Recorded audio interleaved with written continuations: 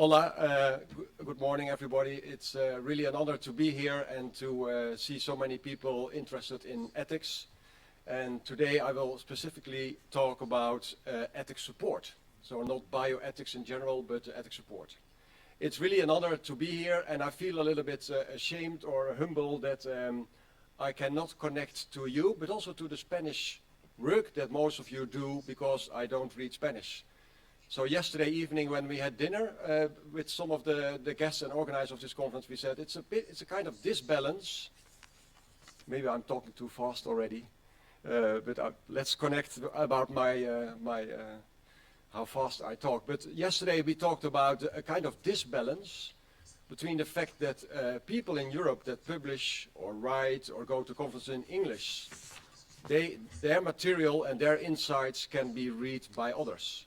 But the other way around, people in Europe, for example in Europe, of course, but that don't read or cannot read or even talk Spanish, they miss a lot of information. And that's what I feel now. I'm talking here to you as somebody from Europe, not reading and not aware of all the Spanish documents. So I think that's, when we're talking about dialogue and ethics, that's, I think, something we maybe should overcome and in the future. So I feel in that sense it's a kind of disbalance. I have a lot to say, and we have, I think, about 45 minutes.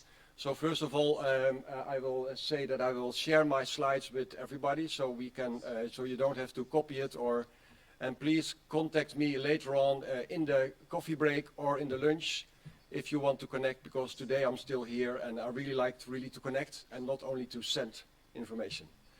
Talking about a dialogue. I'm very proud to be one of the first professors in clinical ethics support. And 5 years ago, when I got this chair, the director of the university and the rector of the university said, I asked the title of my chair. I asked, please call my chair, and it's not only my chair, because I became a professor because of my team and not because of myself. But I said to the director of the university, will you please call my chair ethics support and quality of care? And then the rector and the board, they said, Bert, you're just an ethics professor. Why do you need quality of care there? You're an ethics professor. And then I said, for me, this is a principal topic. I think we should not only do ethics for itself, but we should do ethics because we want to contribute. When doing ethics, we want to contribute to the quality of care. And quality of care for me is a container concept, so it's also caring for healthcare professionals, etc. And then I convinced the director, and they accepted that the chair of my professor is now ethics support and quality of care. And this is a small message of my talk today. I'm trained as a mental health care nurse, I'm trained as a clinical ethicist, but I'm also trained as a social scientist. And I think I'm in love, still in love with ethics, but I think if we do ethics in practice, we also should think about how do we know that doing ethics reflection, ethics education, ethics advice, how do we know if it really contributes to the practice and improve the practice? So therefore this little story about my chair, that for me it's such important that we not only do ethics reflection or writing nice ethics reports. I'm really a person that likes to work in and with and for practice, and not only doing the ethics work itself. Don't spoil a question too quickly with an answer. That's I think, I'm not sure about you, but I feel that many people feel that ethics is important, but they also have a kind of double role with ethics.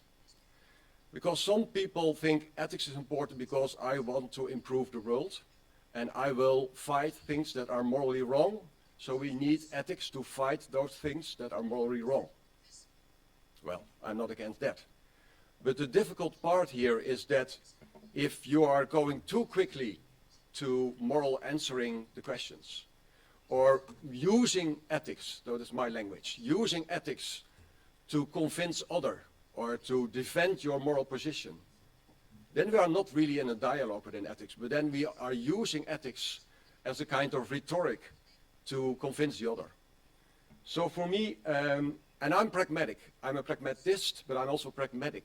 So I think ethics should give moral answers. Ethics should change practice. But most of us, I think, and most people in practice, when they do ethics, they start, of course, with their opinion, their feelings, their emotions, and their passion for what they are concerned about. But I usually say, let's first have a look. Don't spoil the moral question already with an answer. And this is another prologue or a reflection before I really start. Like I said before, this is Socrates. Socrates is one of my favorite philosophers. I have many interesting philosophers that I like, and I'm inspired by many of them in hermeneutics, in pragmatism, etc. But Socrates was so great, I think, in deconstructing moral convictions and knowledge that people think they have, and trying in dialogical ways, trying to build up new wisdom or new insights. And for me, and it's not that easy for myself. So I still sometimes I'm thinking of do I do the right thing with ethics? But for me, ethics mainly should and can be a safe place in which we can, like I said in the heading, disagree in a constructive way. So not again directly fight and go for your moral mission, but try to respect the free space in ethics, try to tolerate disagreement, but also try to be critical, reflect, and have a moral inquiry about that disagreement. And that's often that we in ethics, I think, forget for very plausible reasons, because I'm also concerned about some moral issues in the world nowadays. But please treat ethics and try to have ethics support when you do ethics in not only in an instrumental way in trying to reach certain moral positions.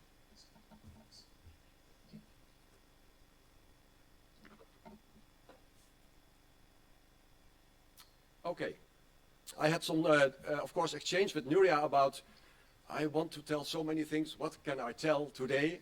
What do you want? It's not about what I want to tell, what fits within this conference. I'm not sure, but I hope Nuria and I made a good program that I will talk about clinical ethics support as a professional discipline. I will talk about the importance of dialogue and how we often misunderstand dialogue as a concept. And I will end with patient participation in ethics support. And you can also somehow resemble this, or compare this with, for example, citizen participation. Finally, as I said, it's not only about doing ethics, it's also about the impact of ethics. So I will show some research. Okay, so a basic distinction between clinical ethics or bioethics or ethics. Clinical ethics support is not the discipline about the ethics topics. Beginning of life, priority setting, genetics, data, AI, you know all the topics. That's clinical ethics, or that's bioethics, and sometimes philosophy. Clinical ethics support is a discipline, but also a scientific domain. So it's not only support or services, it's also a scientific domain in which we focus on how to implement ethics, do ethics in all kinds of organizations. And my chair is in healthcare, in the medical faculty in Amsterdam, but I also nowadays do ethics support in the Dutch prison, in the Dutch government, in the police, the military service. So the idea of ethics support and helping professionals, patients, family members, cleaners in the room, secretaries, board of directors, helping them with all their moral issues that they often see but sometimes not see. That's the professional discipline that I call clinical ethics support.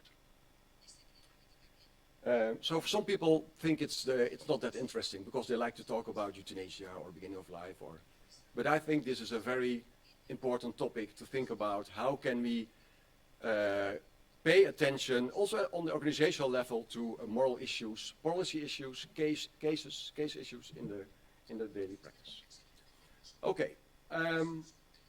Clinical ethics support, this is a traditional description of what ethics support services are. And I think most of you, even if you are not in clinical ethics support, most of you recognize at least the ethics committees, the consultant role, and then you have, of course, medical consultants, you have business consultants, but you have also ethics consultants, moral case deliberation, which I will tell about later, ethics rounds, and moral counseling. Moral counseling is not that well known, but it's also not that well much practiced in Europe, if I'm right.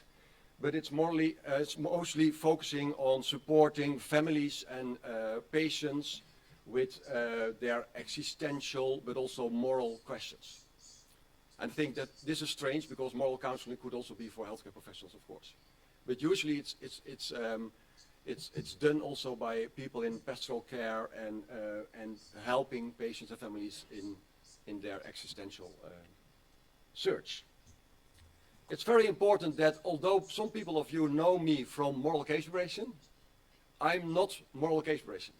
So I think all those forms of ethics support are important, but it's very important, and that's what many organizations don't realize, that many of those forms have different goals and require different kind of ethics expertise. So please don't think we should choose for one. It's a luxury if you can have more in your institution, but they are all relevant, I think. And also I will talk about the dialogue and dialogical ethics support. Well, usually moral case deliberation is really a dialogue, usually, but you can also have an ethics committee in a dialogical way. You can also be a consultant in a dialogical way, or in an authoritarian way, or in an expertise way. So be careful for the nuances here. And then the professional, because many people think, oh yeah, ethics support is about the ethics committees in the clinic. No, it's really, and of course, I'm not trying to defend my passion or my profession, but I think it's very important that we realize in Europe and even globally, I'm also doing ethics support in Tanzania and Indonesia, that we realize that doing ethics support is a professional discipline where we can learn much more from each other than we do nowadays among ethics people. So the professional domain is about thinking about this methods, the tools, ethics support, so clinical ethics support, clinical CES is clinical ethics support. Evaluation research, I'm a social scientist, I will show you some research. Training, we are now applying for a European grant to train ethics support staff at a European level, not only Dutch, not Norwegian, not Spain, on a European level. So that's something we try to do build on in the next few years. A lot of theoretical, philosophical questions about ethics support. What is ethics expertise? How dominant should the ethics expertise be? Blah, blah, blah. Emotions, nowadays a lot of attention for emotions and the moral distress and moral resilience and psychosocial safety in healthcare and among healthcare professionals. So that's really nice that especially this one here, usually ethics was focusing on the ethics cases, on answering moral questions, the ethics topics. But the last, well, maybe for already quite a long time, it became also clear that we should pay attention to the moral distress of healthcare professionals, of directors, of cleaners, or whatever. So that's a different focus already. Then it's not only ethics talking about subjects like euthanasia, blah, blah, blah, but also about, oh, this kind of important thing. And in the Netherlands, it's a really serious concern of many directors of hospitals. I'm not sure about Spain, but, sorry, oh, yeah, no, thank you. So this is really a concern of many people, many organizations that that people get a burnout in healthcare, that they leave the job, and that we have a lack of not only nurses but doctors, etc. So moral distress is also high on the policy agenda. And of course, patient family. So many areas where we and where in Europe and even abroad are we do research. What is not on this slide is the intercultural aspects of ethics support.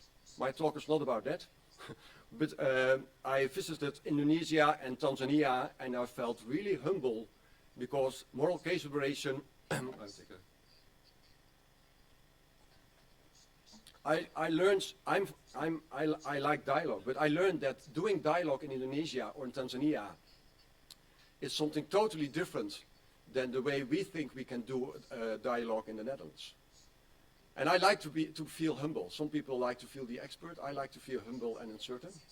And I said to the people in Indonesia, I really want to work with you, but not only by copy-paste moral case evaluation that we do in the Netherlands. I really want to learn from you.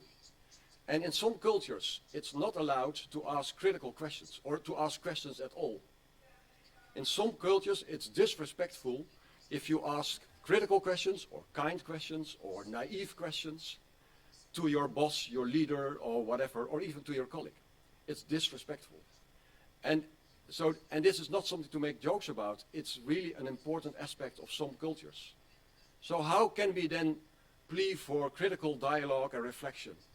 And at the same time respect people, respect your elderly, your parents, etc. This for me is, at this moment, the last 2 years, really something that I'm fascinated about and that I struggle how to deal with this. Because I so much feel for the critical free space within ethics. But what if it conflicts with being respectful to other cultures or being respectful to hierarchy or people that have expertise? If then you cannot ask critical questions because it's not respectful, then how then can we morally learn from each other?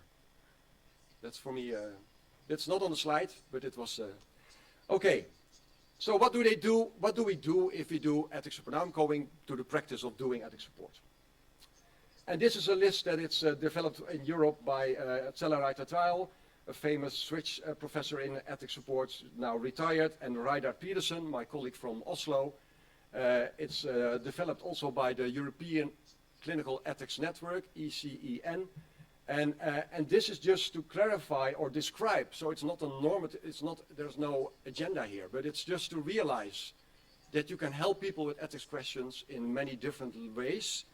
And some people think, well, I should really advocate here patient rights, and we should not only reflect about it, but we should really fight against the doctors and the nurses that don't respect patient rights. So that's here. Oh, sorry, again, yeah.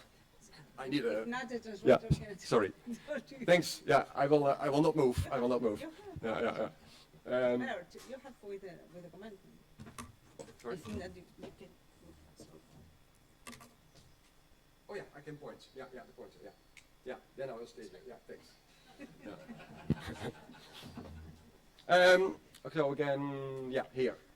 So this is a nice question for maybe some of you are doing consultations, ethics committee work, or any kind of advisory work. I think this really helps in trying to reflect upon what are we doing and what are we aiming for. So I like this slide. And this also, usually I use this when I try to sell ethics to the directors of hospitals. We, as a group, help a lot of hospitals in implementing ethics support structures. And I try to make explicit again that it's not only about moral case evaluation or ethics committee. You can use ethics in your hospital or in any organization in many different ways. You can use it, it is often already used, of course, ethics with values, usually abstract values. We go for hospitality in our hospital. So that's our mission is to be welcoming, inclusive, etc. But of course, in ethics, it's not only about dialogue. It's not only about reflection. We need norms, and we need people that control those norms and sanctionize norms if you don't follow them. So, of course, ethics should I think usually we use ethics too much in this way. So I'm balancing more to dialogue, reflection, and learning. But still, even in dialogue and learning, you should say, well, this is the border, and now you are really crossing the border, so this is morally not okay, and even sometimes fire healthcare professional or whatever. So I'm not sure about how it's in Spain, but in the Netherlands, psychosocial safety, I'm really interested in psychosocial safety and ethics. I'm doing, together with people, I'm doing 2 PhDs on whether dialogues can increase reflections about psychosocial safety, which is a very sensitive, difficult dialogue. It's very risky also. But there we say there are, of course, clear borders. So we cannot reflect upon all kinds of misbehavior and say, let's reflect about this. Then ethicists can give advice. Then you can use dialogue, that's in bold, as a vehicle of joint moral learning, such as, but not only in moral casuation. And you can use also, there again, use ethics reflection as a care for your people, the employees. And then, again, in Tanzania and Indonesia, you see, I'm still learning, I learned that the ethics committee there literally means the ethics committee in some of, I'm not saying that I know about whole Indonesia or Tanzania, but ethics committee there in some hospitals mean they control employees whether they misbehave or not. So I talked to the directors of the hospitals in Indonesia and in Tanzania to talk about the way how we do ethics. And then I said, oh my God, if people in your hospital think that ethics is about policing, moral police, which, and of course sometimes we should, no, go again. Oh, sometimes we should have norms, of course. But if everybody thinks, basically, we are about to submit a paper about the research on this in Tanzania. If people think that ethics is about sanctioning healthcare professionals that misbehave, then we really have no place to share moral uncertainty, to share disagreements. So I was shocked. I was really shocked. Okay. So a little bit insight in what we do in Amsterdam. So we have the luxury in Amsterdam, sorry, but it's true, and I'm proud, sorry. We have the luxury in Amsterdam that we have a quite intensive ethics support structure with many different things, so it's the services. And it's mainly also, I succeeded in convincing the directors, because my team did a lot of evaluation research on the importance of ethics reflection and the impact of ethics reflection. For example, in handling conflicts in teams. So you can strategically use this kind of empirical data to try to convince the directors, please have structural money for ethics support. And I know this is easy in the Netherlands, and it's very problematic to get money in Tanzania for ethics support. So let me be clear and humble again. And this is a Dutch slide just to see that I'm a little bit critical about some colleagues that only do ethics from the academia and the ethics unit on the medical faculty. I think ethics is from the people and for the people in the organization. I'm a specialist in ethics support, but I'm not the owner of the director of ethics support. So what you see here is that it's in Dutch, sorry, but all the ethics support in our hospital in Amsterdam, it's connected to, as you see, the European Clinical Networks, but it's connected to pastoral care, the ethics committee. Then here you have we have a kind of advisory group with all kind of key persons in the hospital. We have all kind of facilitators of moral case duration from different departments. So not all facilitators come from the ethics department. So that's a vision. You don't have to agree, but I think, and I'm now a member of the quality committee of the ethics of the hospital, because I think quality and ethics are so related. So yeah, it's really nice, and it is a lot of work. So this sounds nice, it's a nice slide, but I've been working my team 5 years to integrate, to build relationships with all the groups in the hospital, and not doing only case discussions, but to integrate, infiltrate in all kind of areas. It's so important, I think. Yeah, okay. Good. I will tell a little bit about moral case duration, and then I go back to patient participation and impact. So this is one way. Who of you in the room do know moral case duration? Can you raise your hand? Do you know moral case duration? Who's know? Some people. Yeah. Okay. Some people. Thanks. Then it's otherwise I can just skip. But then it's important. So moral case duration is a kind of ethics support, and that's interesting, in which the facilitator don't talk, so the ethicist don't talk about the case. Yeah, of course, they don't give advice about the content of the case. So it's a practical way of doing ethics, but it's with groups on the shop floor or with patients, and the ethicist, and sometimes the ethicist is also the nurse or the trained doctor. They facilitate the reasoning of the group. In an ethics committee, you present your case and you get all kind of input and advice, and sometimes this advice is voluntary. But in a moral case relation, as a facilitator, as you say, you are critical in how they reason. So you are not neutral, but you are facilitating their reasoning, and you are protecting a free critical space. That's what you do in a moral case relation. And I think we need even more for this to meet each other.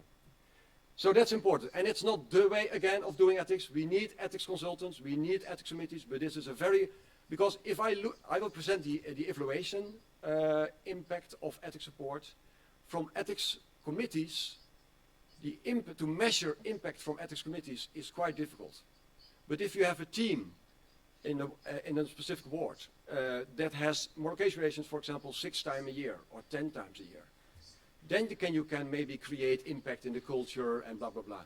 But only 1 meeting a month on the hospital level of the ethics committee is important, but has, of course, much less impact than if you help people to reflect themselves on the ward. Okay, so maybe I will skip this, but it's not about teaching, it's not about convincing the other, it's really trying to have a dialogue. Then a dialogue. I could talk 1 hour about the dialogue because we are using this term all the time, and I think it becomes so superficial and romantic to use. We need dialogue. Well, I think in the world we need more dialogue nowadays than before. But what do we mean with dialogue? And usually people think dialogue is being nice and listening. And I don't agree. I think the core reason why we need dialogue, there are 2 reasons. I think the core reason is, and that's this sentence, because there are no universal claims. That's an opinion. There are no universal claims about what is morally right or wrong. We need a dialogue to learn about how we think about what is morally wrong, right or wrong. And dialogue is not only saying what you think and explaining what you think, it's also challenging your own thoughts, challenging your own feelings, and really try to learn and to move your position. You should not move your moral position, but you should at least try to move and position. So dialogue is very difficult, especially if you are emotional and passionate about the moral subject that you talk about. I'm preparing a European grant about safe dialogues and psychosocial safety. And I am a little bit ashamed that only last year I found this paper. And I think if you're interested in dialogue, this is a theoretical paper, so be aware. But if you're interested in dialogue, I'm working 20 years now on dialogue, but I learned a lot about this paper, that it's not about the exchange of perspectives, but it's really an ethical activity doing dialogue, but it's difficult. So please, if you talk about ethics, dialogue, it's not only being nice. I think if you have a safe dialogue with a method, then you can be very, very critical without being offending. And that's what I like about a critical dialogue. Okay. Then ethics support in general, but also moral case relation is, well, people say, I have a difficult case, let's do ethics support. Well, this slide is to make aware that you can, if you do ethics support, you can reach different goals. Of course, the case level, of course. But we know from research that reflection, dialogues on ethics also help in improving decision making, self-care for the people, the employees. It will also help in ethics climate, etc. So it's important that we not only talk about cases, but also about what we learn. It's quite late. Sorry? It's quite late. Yeah. So then this is also for me an important slide, and then I will go to the patient participation. This is about, and you can disagree, but I feel sometimes ethics is abused, like I said in the beginning. Sometimes people say, well, I talked to Bert Molewijk, and he said this. So this moral position is right because he's an ethicist. Or we had this moral case relation, and everybody in the group thought that euthanasia was morally right. So euthanasia, or this euthanasia, this case, is now morally justified. It's not that simple, and then I become angry because they abuse, I think, the moral case relation. Do you feel what I mean? So moral case relation is not a decision-making authority. So Of course, you need moral arguments if you say we do this or we don't do this, but it's not that you can say because it was decided in a moral case relation, which is usually a deliberative space and not a decision-making authority. It's not a management team. Then you should be really careful with these kinds of claims. Let's say, yeah, a manager. Sometimes I'm hired to facilitate very sensitive dialogues. But then there is already a hidden agenda, and it's not a dialogue. It's just that the manager or the director wants that people go left or right, and then I think it's I think it's not nice. If you want to go left or right as a director or leader, then you should say it, and sometimes you make the decisions because I'm the leader. But if you want to have a true dialogue, please treat the dialogue with respect. Okay. Well, final, there are, in ethics support, it's not only about the things that I mentioned, but it's also about developing tools. And it's related to impact. Because people complained, Bert, we need all those case deliberations and ethics committee meetings. It's a very expensive, 10 people in a room. Can we not learn from the moral case relations and make tools out of it so people can use it themselves? So I just mention it, but we can, and you can read later about it, but I think it's very important to bridge from case deliberations to guidelines or tools. And these are some examples in which we published the tools that we developed on different topics. Okay, now we go to patient participation.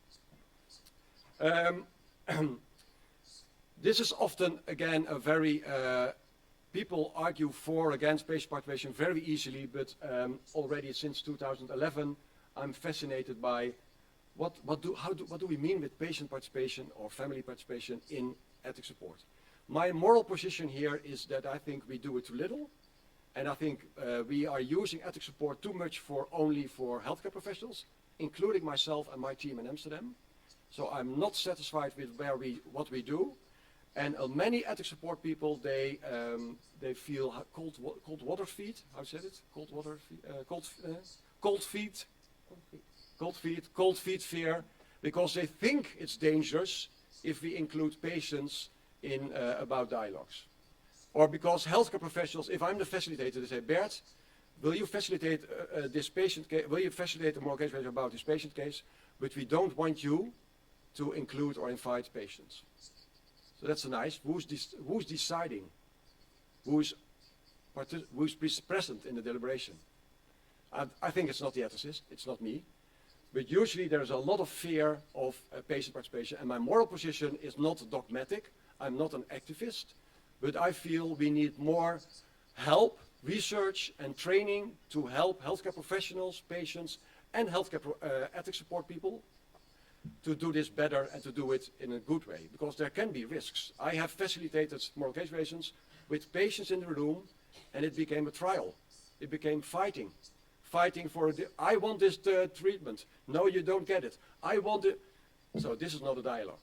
So you can really have risks, and you can harm relations. But again, I think people use this as a way to not start to experiment a little bit more with safe, including citizens or patients or children. I'm supervising a PhD in Sweden. Ethics support with children in oncology. So not being dogmatic, not naive, but please try to do it a little bit more and think about what is a good way. So this was the summary of my slides of here. And here you see some arguments, but now I think we shoot about 10 minutes. 10 minutes, and that's including response from, yeah, of course. So I will give you some time to respond, and otherwise we have lunch and coffee break. And email. So these are some arguments, and they are good arguments for not doing patient participation (PP) or doing patient participation. They are on different levels, and I think I hope we are more explicit with each other about if we talk about patient participation. Two things: what are reasons for or against, and there are different reasons for and against always. And what do we mean?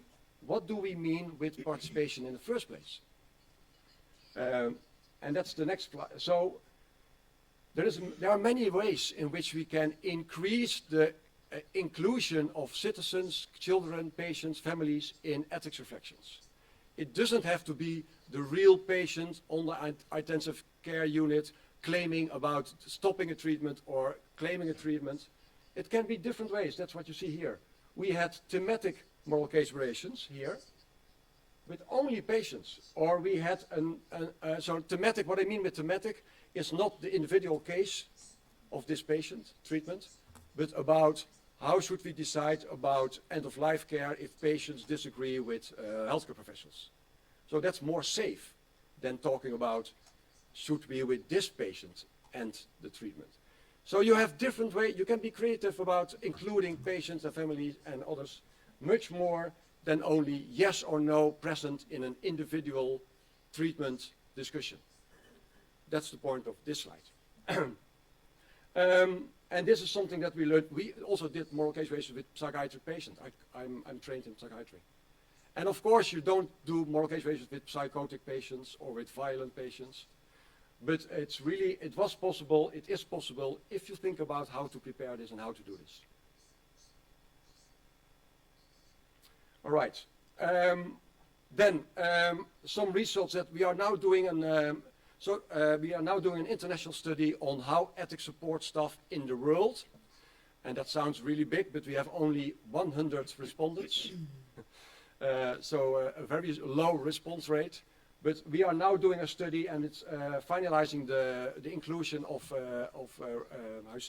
surveys about how do people in Europe, in Asia, and in America, for example, think about this topic. And we have found, this is some preliminary, it's not finalized, the analysis, but here you see that most convincing arguments to endorse, to promote patient participation is to include patients' vision. And that's nice here. You see, some say, well, but of course very little, increase healthcare professionals' ability for critical thinking, that they can think out of the box and learn from patient thinking.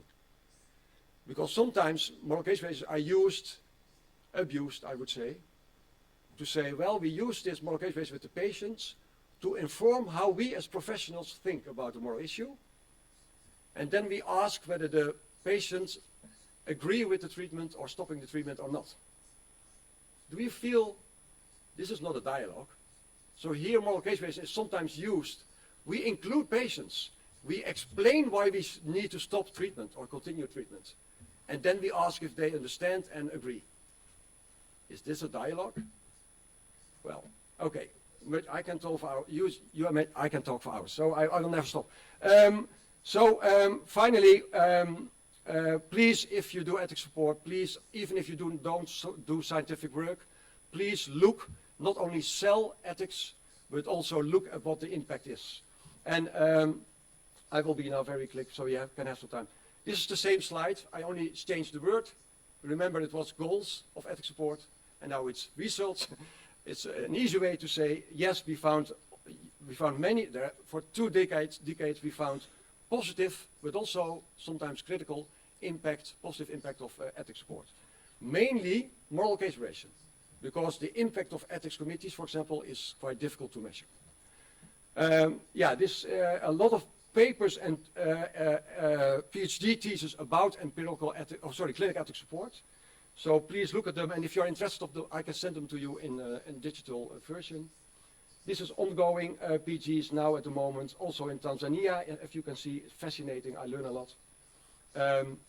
And finally, some overviews of systematic reviews of impact of case deliberations.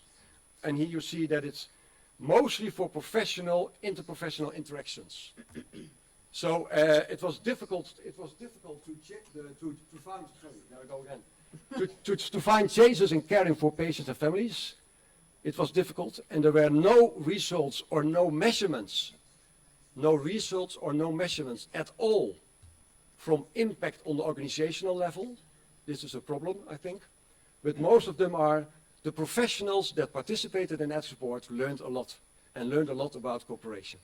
That's good, and that's also decreased the moral distress. It's also good. It's not enough. We should also we should also see how it can further improve quality of care.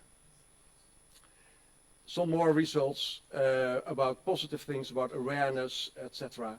And this is a free questionnaire that you can use. It's not translated yet, I think, in Spanish, but in Japanese, Norwegian. So this is a 15 items that you can use for free to measure how people think about your case deliberations, for example. Have a look at it and perhaps use it.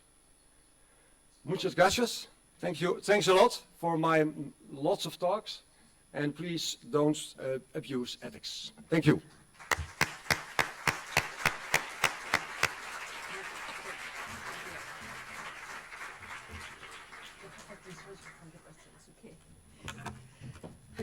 Thank you very much for your presentation. Very interesting, very suggestive, because our system of ethic clinical support is quite poor comparing with yours, of course. Well, we have some time. Well, the time will end, but not. We have 10 minutes for questions for Bert. Please raise hand and offer the microphone, and Bert have a translator. Podéis hacer las preguntas en castellano y Bert tendrá la traducción para poder contestar.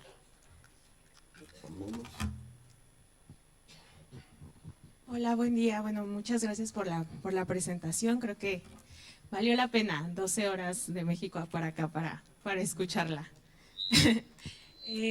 Mi pregunta es acerca de su experiencia,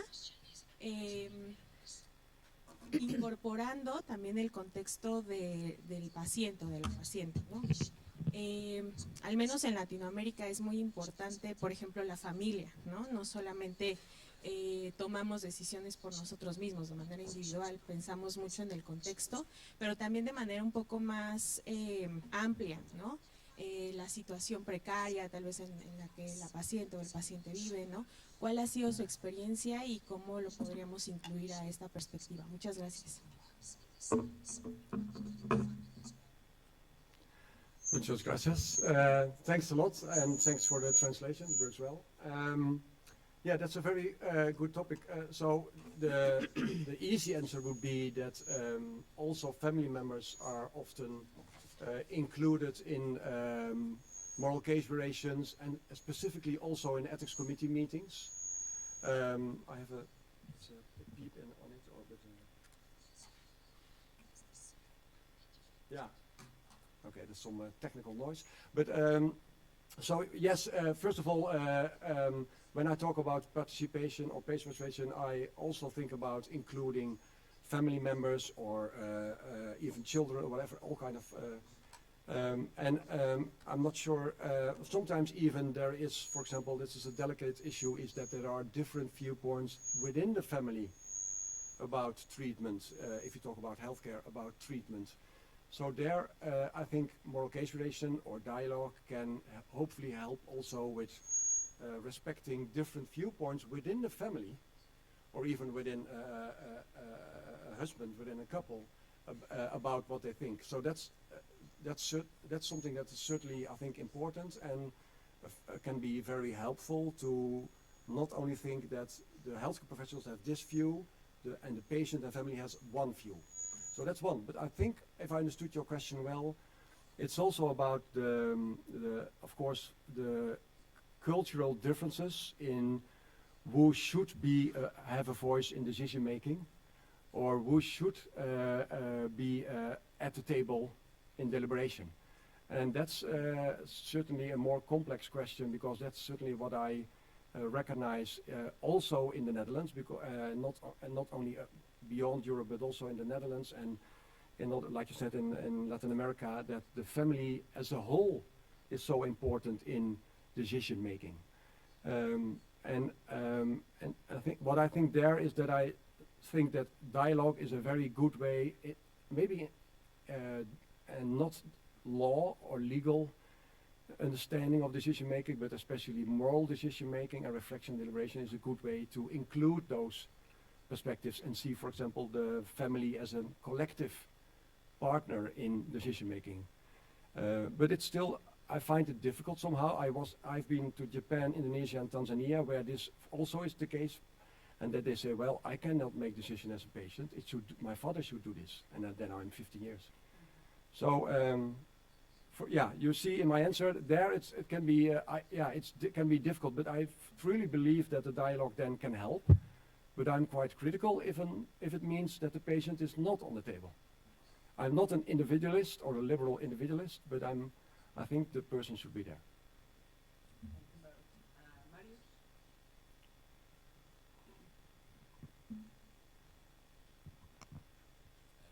Muchas gracias por el esfuerzo que ha hecho por exponer tanto trabajo, ¿no? Evidentemente usted se posiciona en lo que se entiende que la ética es un saber eminentemente práctico, un saber para actuar.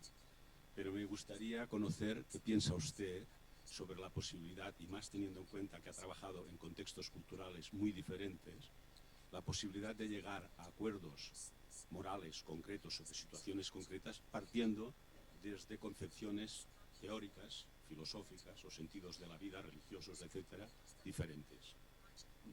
¿Cómo lo ha vivido o qué piensa sobre este aspecto concreto? ¿Es posible, no es posible? Me gustaría conocer su opinión, que seguro que se basa en una experiencia práctica. No sé si me he explicado bien.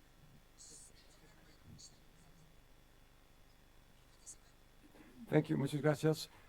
Maybe what I heard and understood your question. Do you have an example about what kind of philosophical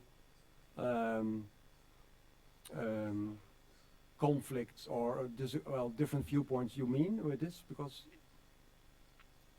sorry. Por ejemplo, sobre la compra-venta de órganos.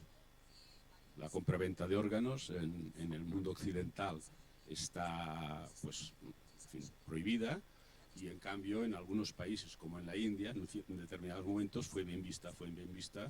En la India tenían un problema muy serio de insuficiencia renal por causas tratables, tuberculosis y litiasis.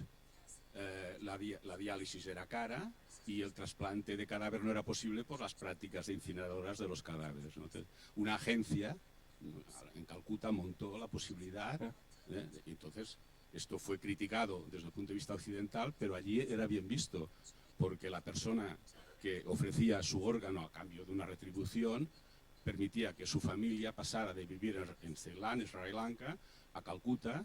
La supervivencia de la familia mejoraba 20 años de supervivencia, le hacían un seguro, y el órgano se adjudicaba no a quien tenía más dinero, sino al que tenía más compatibilidades en la lista de espera. Esto es un ejemplo claro de diferencia cultural que fue criticado desde Occidente, pero los médicos y la gente de allí lo veían bien, como un valor positivo moralmente. Es un ejemplo concreto.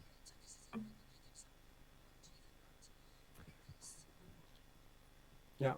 Thanks a lot for this explanation, for this example, and also for the tough question, because I'm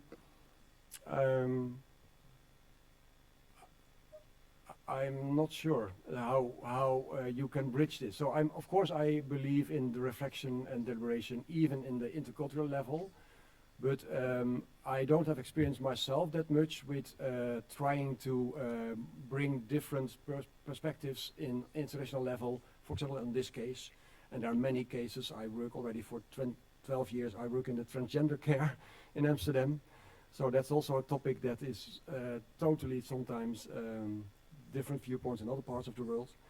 So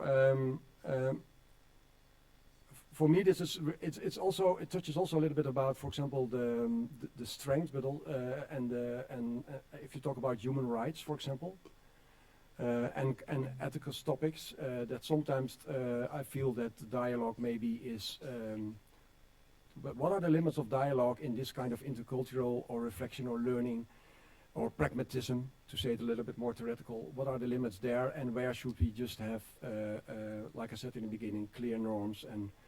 And I don't know.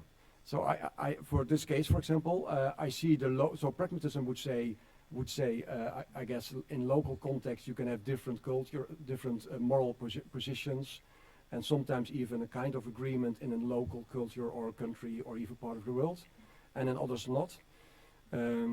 And for me, I think it's very, I still believe in learning from both sides, but I have no experience in how to bring them together, or instead of scientific areas like conferences or dialogical sessions or research. That's what I know, but it's not answering your painful and difficult question. So I'm humble here. I think so what maybe the conclusion would be, I think as ethics, so the global ethics and the intercultural tensions here, even when it comes down to individual approaches to ethics, like the former question, this is something that we need more attention for the tensions here. I'm not saying that we then should solve them, but I agree with you that this is very difficult and needs more attention. Like now, I'm traveling abroad to Tanzania and Indonesia. I feel a lot, even though their patient rights, individual approaches to patient autonomy that I'm used here are not even not desirable at all. So yeah, it's not a good answer, but sorry. Yeah. We have 4 questions more, please. Short questions and short answers. Yeah. Then Okay. we have many time to discuss during the coffee break Yeah. time or the lunch time. Yeah. And we can continue with the program. So, Yeah. one on the back. There. Lydia. No? Do you know? Juan Pablo? Okay. Buenos días. Buenos días. Thank you for your presentation. Mi pregunta va un poco en relación al comentario que ha hecho antes el doctor Marius Morlands, ¿no? Yo quería preguntar por el apoyo a la ética de las organizaciones, ¿no? Porque también hay un nivel a nivel mesogestión, ¿no? Donde hay conflictos éticos en las listas de espera, en los trasplantes, también en la implantación, ¿no? De toda la cultura ética en la organización, ¿no? Y conflictos de interés, a veces entre la investigación y otras profesiones, ¿no? Entonces, mi pregunta es, si tienen experiencia en este campo, ¿quién debería, si tendría interés crear o tener comités de ética a nivel de la organización? Es un poquito saber su opinión. Muchas gracias. Yeah, very important question, and thank you. Thanks a lot. I totally agree. I think Clínica Committee is too much focusing on patient cases only, and I have some good experiences with helping managers, middle management, or directors to make policy or deal with, for example, with waiting lists. One short example is the board of directors in Amsterdam.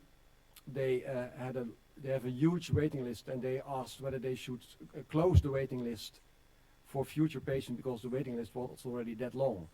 So there we had a 3-hour sessions to deliberate about all the arguments, and then after the moral case evaluation they made policy, not ideal policy of course, but they made policy about should we communicate to the world that we stop the admittance of patients because we don't have any.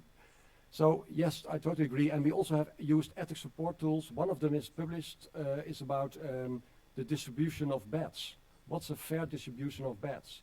And there we worked 2 years to develop a moral compass to deal with the tensions that will always exist there.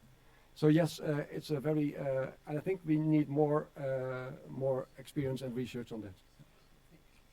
Vale. Muchas gracias. Sobre todo, primero y luego segundo la pregunta. Como médico intensivista, trabajo en la unidad de cuidados intensivos. Mis compañeros todos los días se toman decisiones con contenido moral y mis compañeros en ocasiones justifican el desinterés por formarse en bioética en aras del sentido común. Es decir, consideran que el sentido común es suficiente para tomar decisiones en bioética. ¿Qué opinas sobre el sentido común y la bioética?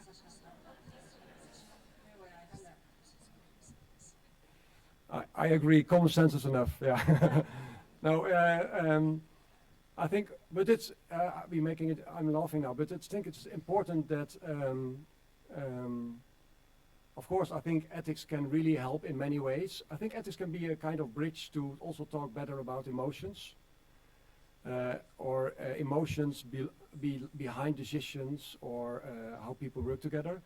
But the difficult part of your question is, because it seems an easy question, but if people, what do they mean with common sense? Because I think we as ethicists, we should not be too explicit in our language that we only do ethics if we talk about value norms. So I would be very eager to talk with the colleagues that say this and observe them, well, not but say there's so much ethics in what they do and reason in the common sense. So I think the distinction by itself is not really helpful, and this is also criticism to ethicists, because they think we do ethics if we talk about dilemmas, values and norms.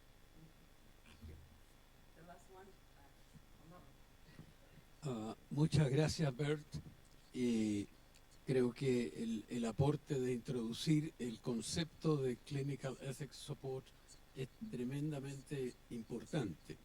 Ahora, nuestra experiencia muestra que los procesos de decisión, más que un acto, son un proceso que toma un tiempo y que mañana puede ser distinto al de hoy para el mismo paciente. Los actos de consulta en comités de ética y también las intervenciones de consultoría, donde hay participación de tratantes y de pacientes, pero más que de pacientes, de familiares en representación del paciente, también son un acto que muestra todo este proceso de diálogo y de deliberación conjunta. Y mi pregunta es, porque esto queda en un registro, en una recomendación o en una opinión, pero hay casi ningún seguimiento posterior para poder ver al día siguiente, la semana siguiente, donde se introdujo algún hecho nuevo, sea de la enfermedad o de la voluntad de los pacientes. Y entonces nosotros hacemos una intervención que es muy potente, pero es hoy, no es mañana, ni es la próxima semana, ni el próximo mes. ¿Y qué seguimiento hay y cómo hacerlo? Muchas gracias. I really like your question, and it's a very important question, again, because many people think we do ethics when we are sitting in a room and having the moral case variation, or only the moment with the consultant, and then we are going back to work. And I think, so I agree, this is maybe it's my word, but this is a kind of critical remark to moral case variations and ethics committees work that focus on only that moment, on the facts that are relevant there, and then on a decision at that moment for that day or hour. And I totally agree. What I think is that even then, moral case variation, for example, can help, because even if you focus in a moral case variation, should we continue this treatment or not, or should we whatever, then the treatment team learns to develop a kind of understanding of how they think beyond the decisional level, because they learn to understand, well, these are my core values. Now I'm talking a little bit abstract, but these are my core values.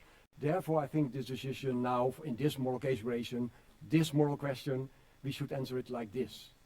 But like I have shown on the research, the empirical evaluation research, teams in themselves, but also individual professions, they learn their own moral compass better for decision making the next hour or the next day.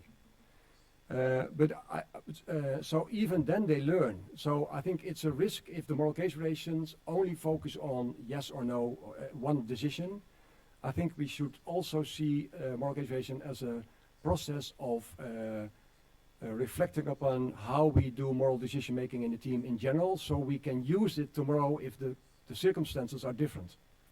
And of course, I agree that in that sense, if you have the possibility and the money and the time to be a consultant and to follow the process with that patient or that policy or whatever, that is much better.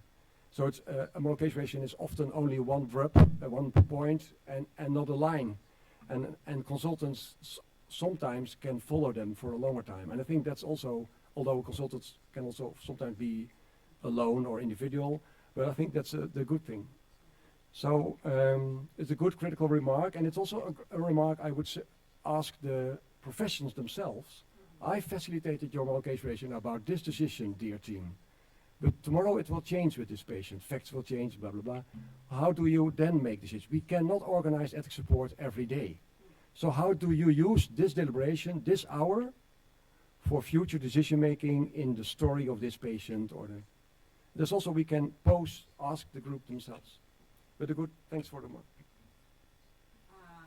Muchas gracias. Lo tenemos que dejar aquí. Sé que hay más cuestiones, perdonad, pero tenemos que hacer el parón para el coffee break.